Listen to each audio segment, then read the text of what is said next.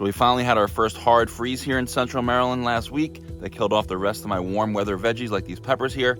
So now I'm going to show you what I do with them and this raised bed as we go into winter. So now in cleaning up this bed for winter, I could pull all these pepper plants out by the roots from the bed that they're in. But what I'm going to do instead is take my pruning shears. I'm going to make a cut right at soil level, just like this. And the reason I'm doing that instead of pulling them all out by the roots is because I want this soil structure in here to remain intact as much as possible without disturbances. Over the last several months, I've been working on adding additional organic matter to all of my raised beds to help feed the microbial life that's there, so that way it can become a healthier soil for my plants to grow in and thrive. And if I were to come over here and rip out this entire pepper plant by the roots, instead of cutting it off at the base like I did with these, it's going to disturb that mycorrhizal fungal network that I suspect is working pretty hard underneath the top layer of soil here that my future plants will need in order to stay healthy.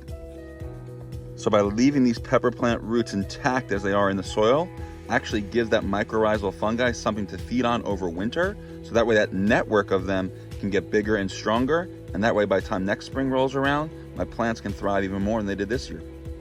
And the tops of these pepper plants won't go to waste either. I'll throw them in my compost pile since they were not diseased at all during the growing season, and they can slowly break down and return their nutrients back into the soil in the future as well.